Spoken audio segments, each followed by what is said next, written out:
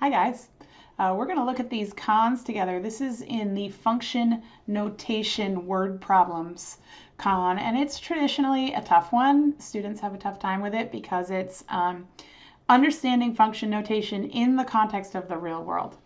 So we're going to pick apart this problem, and I'm going to show you how to organize your thinking so that you can solve these problems. So Alec, good old Alec, went for a walk. D of t models the distance Alec walked in kilometers after t hours. What does this crazy thing mean? Okay, so let's break this down. This sentence right here, D of t models the distance Alec walked in kilometers after t hours, really clarifies some stuff for us. It tells us that t stands for hours, and it's the independent variable, so that's like our x. And it also tells us that d of t is distance, and that's our dependent variable. That's our old y. So in 8th grade, we would have a y there. We would not say d of t. We would say y models the distance. Okay, so this is, even though it looks different, it is not different. So d of t stands for distance in kilometers. And the reason it has the of t, kilometers. The reason it has the of t is because it's the distance based on how long he's been walking. Distance as a function of time. So anytime you have this d of t, you're talking distance. So if we look here, we have d of 0.5.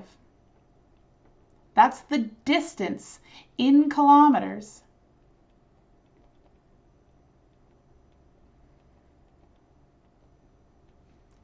after half an hour. Okay. D of 1, you can tell me what that means. That's the distance after an hour.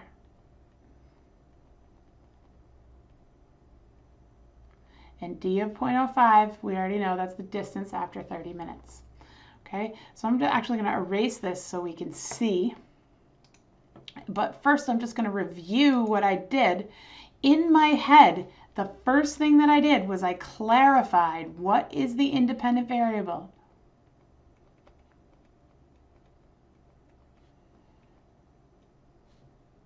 Then the second thing I did is I said, what is the dependent variable? Okay, and this whole thing is the dependent variable. It's like a big Easter egg with a little independent variable inside of it. Okay, so what's the independent variable? What's the dependent variable? The dependent variable in function notation has 2 letters and parentheses, but it's still one variable. It's just showing that it depends on the independent variable. Okay, and then the third thing I did was I clarified for myself the meaning of each term. In this case, we have an inequality. It'll be, you'll have equations as well. Okay, so this is saying that the distance after half an hour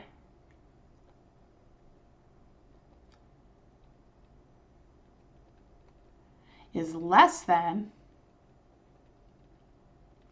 the distance after an hour minus the distance after half an hour. Okay, so if the distance after half an hour is less than the distance that he went in an hour minus the distance that he went in the first half hour, what does that mean about his walking? Okay, you have to kind of interpret that. So we've got a bunch of choices here. The time it took him to walk the first half kilometer is the time it took him to walk the following half kilometer. So we have here, I'm going to erase again. this expression right here, you have to think about what this whole expression means. We've got the distance he walked in an hour in the first hour minus the distance he walked in the first half an hour. That gives us the distance he walked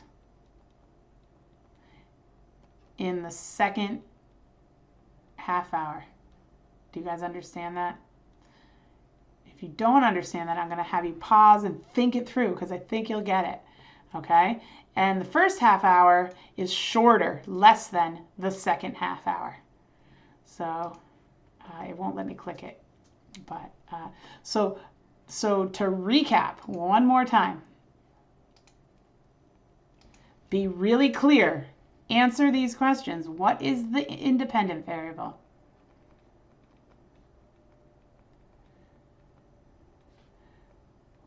What is the dependent variable?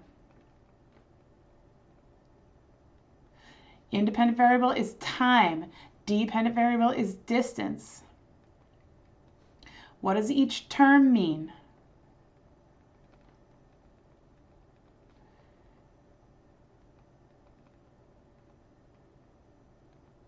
This term means the distance after half an hour.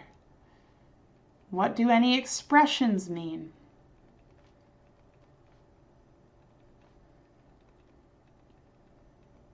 I'm running out of room. Expressions mean, something happened.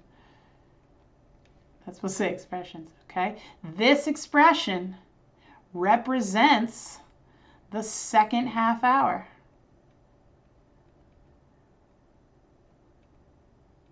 And then 5, what does the whole thing mean? But that part's going to be easy after you've broken it into